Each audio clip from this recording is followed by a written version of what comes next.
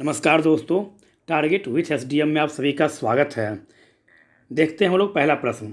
हाल ही में toy story 2, finding Nemo, inside out, onward, masters, Incredibles जैसी फिल्मों में काम करने वाले दिग्गज निर्देशक, कहानीकार और लेखक रॉब गिब्स का निधन हो गया।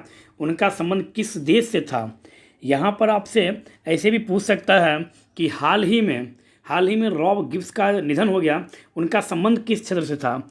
तो जब क्षेत्र पूछे तो वह एक अभिनेता थे, यहाँ पर यह आप बोलिएगा। लेकिन यहाँ पर पूछा क्या जा रहा है, तो आपको यहाँ पर यह देखना है कि यह पूछ रहा है कि जो उनका संबंध जो है वह किस देश से है, मतलब क्या उनका संबंध किस देश से है, तो यह आपको बताना है। तो उनका संबंध किस देश से है? तो उनका संबंध अमेरिका से है। यहाँ पर आप यह भी याद रखेंगे, अमेरिका से। तो अमेरिका से आप लोग जोड़ सकते हैं। तो नॉर्दी और नॉर्टी, यह दोनों शीतल हवाएं किस देश की शीतल हवाएं हैं? तो नॉर्दी और नॉर्टी जो शीतल हवाएं हैं, यह अमेरिका की शीतल हवाएं हैं। अमेरिका में अब हाल ही में दिसंबर में 2020 में अमेरिका में चुनाव होने वाला है, और उस चुनाव में ट्रंप के विपक्ष में कमला हैरिस को उपराष्ट्रपति पद के लिए, मतलब क्या डेमोक्रेटिक पार्टी के द्वारा, विपक्ष की पार्टी के द्वारा वहाँ पर क्या किया गया, तो भारतीय मूल की महिला जो हैं कमला हैरिस, उन्हें उपराष्ट्रपति पद के लिए नामित किया गया है। और यह पहली बार ऐसा होगा, यदि वो बन जाते हैं तो यह पहली बार ऐसा होगा कि भारतीय मूल की कोई महिला अमेरिका में उपराष्ट्रपति के पद पर पदनियुक्त होती है। अमेरिका से आप लोग यह भी याद रख सकते हैं, America global health security index में पहला स्थान पर है अमेरिका। आप यह भी याद रखें, कौन सा? तो ग्लोबल हेल्थ सिक्योरिटी इंडेक्स में अमेरिका किस स्थान पर है? तो वो पहला स्थान पर है। दूसरी बात, पूरी दुनिया में सबसे अधिक रक्षा पर, मतलब क्या सैनिक पर खर्च करने वाला जो देश है, उसमें भी पहला स्थान पर कौन है? तो उसमें भी पहला स्थान पर है अमेरिका। यह भी आप लोग याद रखेंगे। और अभी लगातार अमेरिका और चीन के बीच ट्रेड वार की नीति जो है वह चल रही है। और अभी अमेरिका से आप लोग यह भी याद रख सकते हैं, अमेरिका और भारत के बीच जो वर्तमान में जो है, यह बहुत ही एक अच्छा प्रगाढ़ संबंध हमारे मोदी जी के साथ डोनाल्ड ट्रंप जी का जो रिश्ता है वह बहुत ही अच्छा रिश्ता है। 2019 में फिजिक्स में जो नोबेल पुरस्कार दिया गया था, उसमें जेम्स पावेल का संबंध भी, किनका संबंध? तो जेम्स पावेल का भी संबंध जो है वह भी अमेरिका से था। यह भी आप लोग थोड़ा सा याद रख लीजिएगा। और अर्थशास्त्र में माइकल क्रैमर को जो नोबेल पुरस्कार दिया गया था अर्थशास्त्र में, इनका भी संबंध जो है यह अमेरिका से ही था। प्रत्येक वर्ष नोबेल पुरस्कार की घोषणा जो है वह अक्टूबर में की जाती है, और प्रत्येक वर्ष नोबेल पुरस्कार दिया जाता है कब? तो 10 दिसंबर को। 10 दिसंबर कहने का मतलब यहाँ पर यह है, 10 दिसंबर को दिया जाता है क्योंकि उस दिन विश्व मानवाधिकार दिवस मनाया जाता है, तो इस कारण से उस दिन यह पुरस्कार दिया जाता है। पहला ऑप्शन है ब्रिटेन। तो ब्रिटेन से आप लोग याद रख सकते हैं, वैश्विक रियल एस्टेट पारदर्शिता सूचकांक में पहला स्थान पर कौन है? तो वैश्विक रियल एस्टेट पारदर्शिता सूचकांक में पहला स्थान पर है ब्रिटेन। और हमारा प्यारा भारत जो है वैश्विक रियल एस्टेट पारदर्शिता सूचकांक में 34वां स्थान पर है। आप यहाँ से यह भी याद रखेंगे। तो इस तरह से कुछ हम लोग इस प्रश्न को देखें। अब चलते हैं आगे।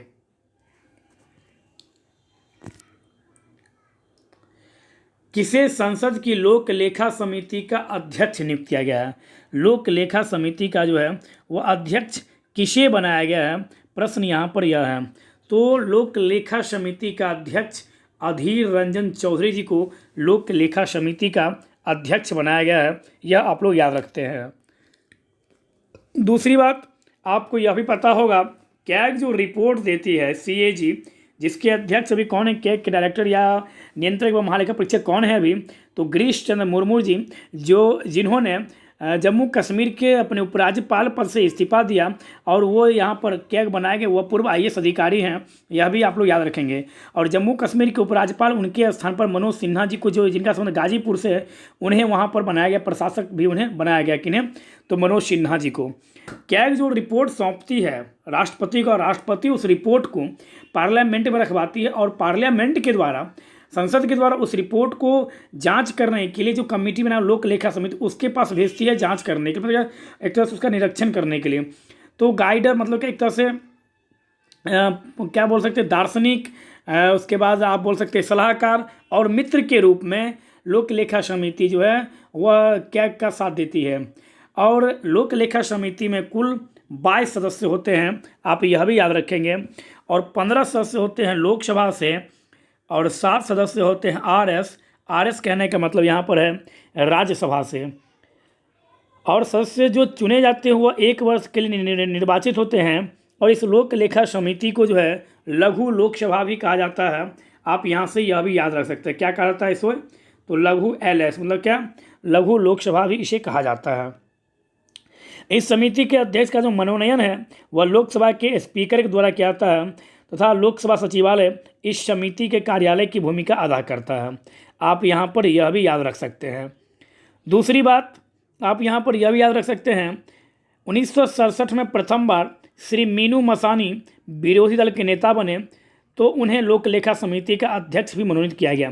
कहने का मतलब क्या है कि लोक लेखा समिति का अध्यक्ष कौन होता है, तो वह विपक्षी दल का जो नेता होता है, प्रमुख नेता विपक्षी दल का, उसका नेता लोक लेखा समिति का अध्यक्ष बनाया जाता है। आप यह भी याद रखेंगे। लोक लेखा समिति में राज्यसभा के सदस्यों को सह सदस्य माना जाता है तथा उन्हें मत देने का अधिकार नहीं दिया जाता है।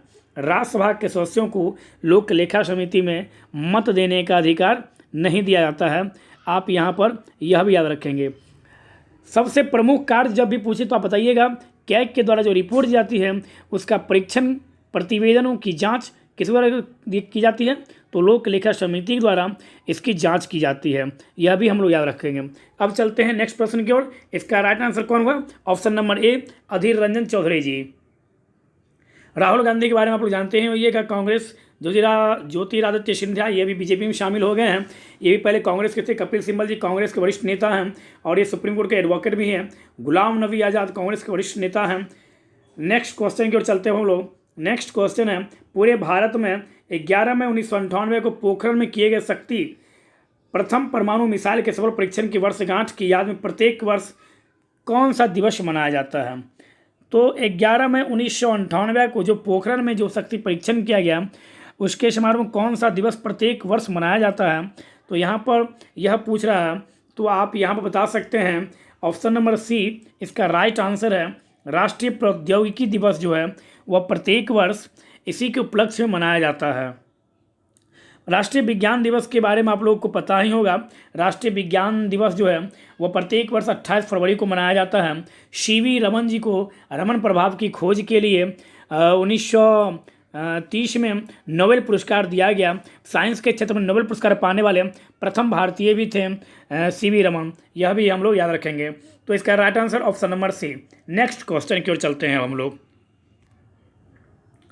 हजारों ओलिव रिडले कछुओं के जन्म के लिए प्रसिद्ध ऋषिकुल्या गहीरमाथा समुद्र तट किस राज्य में है। कहने का मतलब है कि जो यह जो स्थान है गहीरमाथा ऋषिकुल्या यह समुद्र तट जो है यह भारत के किस राज्य में है, तो option number B right answer Odisha में यह स्थित है। ओडिशा से आप लोग याद रखिएगा गणेशी लाल और नवीन पटनायक वहाँ के मुख्यमंत्री हैं। गणेशी लाल वहाँ के राज्यपाल हैं। दूसरी बात ओडिशा से भितरकनिका सिमिलीपाल अभ्यारण्य चिल्का झील यह सब कहाँ है, तो यह सब ओडिशा में है। आप यह भी याद रखेंगे। बुक्सा राष्ट्रीय उद्यान कहाँ है, पश्चिम बंगाल में है। सुंदरवन डेल्टा कहाँ है, तो पश्चिम बंगाल में है। जगदीप धनखड़ जी वो पश्चिम बंगाल के राज्यपाल हैं। और पश्चिम बंगाल सब याद रखें ममता बनर्जी पश्चिम बंगाल के क्या हैं, तो ममता बनर्जी पश्चिम बंगाल के मुख्यमंत्री हैं। आप यह भी यहाँ से याद रख सकते हैं। दूसरी बात तमिलनाडु, तो तमिलनाडु से आप लोग याद रख सकते हैं तमिलनाडु के राज्यपाल हैं बनवारीलाल पुरोहित और E.K. पलानीस्वामी जो हैं वे तमिलनाडु के मुख्यमंत्री हैं। मृदुमलाई अभ्यारण्य तमिलनाडु में है। इंदिरा गांधी अभ्यारण्य तमिलनाडु में है। आप यह भी यहाँ से याद रख सकते हैं। आंध्र प्रदेश, तो आंध्र प्रदेश से संबंधित भी आप रख सकते हैं। आंध्र प्रदेश के राज्यपाल हैं विश्वभूषण हरिचंदन और जगमोहन रेड्डी यहाँ के चीफ मिनिस्टर हैं। आप यहाँ से यह भी याद रख सकते हैं।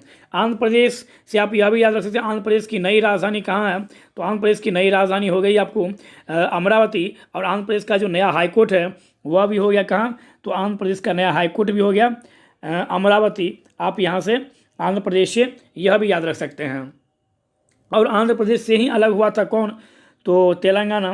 तेलंगाना कब अलग हुआ, तो 2 जून 2014 ईस्वी को तेलंगाना जो है वह एक नया राज्य के रूप में अपना स्थान ग्रहण किया। आप यहाँ से यह भी याद रख सकते हैं। नागा अर्जुन सागर परियोजना जो कृष्णा नदी पर स्थित है, उसका संबंध जो है वह आंध्र प्रदेश तथा तेलंगाना दोनों राज्यों से है। आप यहाँ पर यह भी कौन सा, तो नागा अर्जुन सागर परियोजना जो कृष्णा नदी पर है उसका संबंध इस दोनों से है।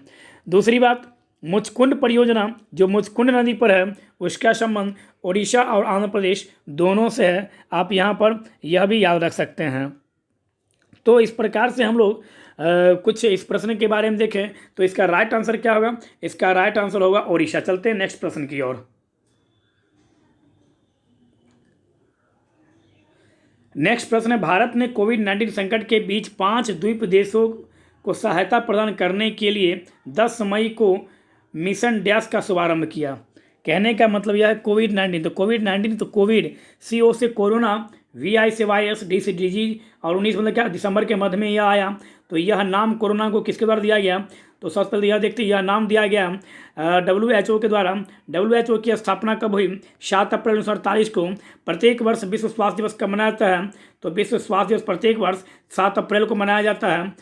यह भी हम लोग याद रखेंगे। और WHO के अध्यक्ष कौन है या निदेशक कौन है, तो टेड्रोस एथनोम WHO के अध्यक्ष हैं। WHO से किस देश ने बाहर होने की घोषणा की है, तो संयुक्त राज्य अमेरिका जो है वह WHO को अपने से अलग होने की घोषणा की है। यह कब से प्रभावी होगा, तो 2021 से यह प्रभावी होगा। तो अब हम देखते हैं कि यह क्वेश्चन क्या पूछ रहा है और इसका आंसर क्या है। तो यह क्वेश्चन पूछ रहा है कि 10 मई को जो मिशन प्रारंभ किया गया उसका क्या नाम है, तो उसका नाम रखा गया है option number C, right answer Sagar उसका नाम है। नेक्स्ट क्वेश्चन की ओर चलते हैं हम लोग। नेक्स्ट क्वेश्चन है, एक सार्वजनिक लिमिटेड कंपनी में शेयर धारकों की अधिकतम संख्या कितनी हो सकती है। कहने का मतलब कि एक सार्वजनिक लिमिटेड कंपनी में जो है वह शेयर धारकों की अधिकतम संख्या कितनी हो सकती है, इस बारे में यहाँ पर बोला गया है। तो इसका राइट आंसर होगा ऑप्शन नंबर ई। वैसे यह प्रश्न पूछने की 2% भी उम्मीद नहीं है आपके इधर के एग्जाम में। यह प्रश्न पूछा जा सकता है, बैंकिंग का जो एग्ज़ाम होगा उसमें पूछा जा सकता है, या कोई मतलब जैसे LIC का जो एग्ज़ाम होगा उसमें पूछा जाएगा, लेकिन सामान्य एग्जाम में यह प्रश्न पूछने की कोई चांस नहीं है। तो चलते हैं नेक्स्ट प्रश्न की ओर। नेक्स्ट प्रश्न है, विश्व स्वास्थ्य संगठन WHO और संयुक्त राष्ट्र की पोस्टल एजेंसी ने दुनिया से डैश के उन्मूलन के 40 साल पूरे होने के मौके पर एक स्मारक डाक टिकट शुरू किया। वेरी वेरी मोस्ट इम्पोर्टेंट प्रश्न, ये प्रत्येक एग्जाम में आ सकता है यह। तो किस बीमारी के खत्म उन्मूलन होने के 40 साल बाद, तो इसका राइट आंसर होगा चेचक। तो आप लोग याद रखिएगा, मतलब क्या WHO और संयुक्त राष्ट्र संघ की पोस्टल एजेंसी ने चेचक के उन्मूलन के 40 साल पूरे होने के मौके पर इस एक स्मारक डाक टिकट जारी किया। सीधा पूछ सकता है किस बीमारी के खत्म होने पर, तो चेचक। चलते हैं नेक्स्ट प्रश्न की ओर। सूक्ष्म लघु और उद्यम MSME के मंत्रालय ने राष्ट्रीय और वैश्विक स्तर पर छोटे उद्योगों की प्रगति के लिए मदद के लिए कौन सा ऑनलाइन पोर्टल लॉन्च किया है। तो ये मंत्री कौन है, तो सबसे पहले आप लोगों का यहाँ से एक प्यारा सा प्रश्न, MSME मंत्री कौन है, और इसका ऑप्शन देखते हैं। Option A Vaishwik, option second Pragati, option C Samarth, option D champion, option E Sarathi. तो इसका right answer option number D champion. मतलब क्या, सूक्ष्म लघु और मध्यम उद्योग मंत्रालयों के द्वारा छोटे उद्योगों को मदद करने के लिए चैंपियन नामक एक ऑनलाइन पोर्टल लॉन्च किया गया है। नेक्स्ट प्रश्न की ओर चलते हैं हम लोग। सुप्रीम कोर्ट ने फैसला दिया है कि वे देश में सभी देश डैश भी सरफासी अधिनियम के तहत, यानी अब वे भी फंसे हुए कर्जों की वसूली के लिए गिरवी रखी गई संपत्तियों की नीलामी की प्रक्रिया बिना अदालत शुरू कर सकते हैं। तो यह क्वेश्चन भी उतना महत्वपूर्ण नहीं है, तो इस क्वेश्चन पे अधिक दिमाग नहीं लगाना है हमें, बस एक बार पढ़ के निकल जाना है, जिसका आंसर होगा सहकारी बैंक। इस क्वेश्चन को देखते हैं, किस देश ने रविंद्रनाथ टैगोर के 159वें जन्म जयंती के मौके पर अपने प्रमुख शहर की एक सड़क को उनका नाम दिया है। किस देश ने, देखिए भारतीयों के प्रभुत्व, किस देश ने रविंद्रनाथ टैगोर के 159वें जन्म दिवस पर अपने शहर के प्रमुख सड़क का नाम उनके नाम पर रखने की घोषणा की है, तो यह शहर है Israel. Right answer option number D for Israel. यहाँ पर हम याद रखेंगे इज़राइल। मतलब ये मुस्लिम कंट्री होने के बावजूद भी इन्होंने रविंद्रनाथ टैगोर जी के नाम पर अपने प्रमुख सड़क का नाम रखने की घोषणा की है। रविंद्रनाथ टैगोर के बारे में पता होगा आप लोगों को। रविंद्रनाथ टैगोर मतलब 1913 ईस्वी में इन्हें नोबेल पुरस्कार दिया गया था गीतांजलि पुस्तक के लिए, और प्रथम भारतीय नोबेल पुरस्कार साहित्य के क्षेत्र में पाने वाले या पहले व्यक्ति पाने वाले, तो दोनों का आंसर रविंद्रनाथ टैगोर ही होगा। यह भी याद रखेंगे हम लोग। तो आप लोगों का प्यारा सा प्रश्न है, इजराइल की राजधानी कहाँ है, आप लोगों को यह बताना है। नेक्स्ट क्वेश्चन की ओर चलते हैं हम लोग। नेक्स्ट क्वेश्चन है, सरकार ने आत्मनिर्भर भारत अभियान के तहत 20 लाख करोड़ रुपए के आर्थिक पैकेज का ऐलान किया, जो कि देश की कुल जीडीपी का लगभग कितना प्रतिशत है।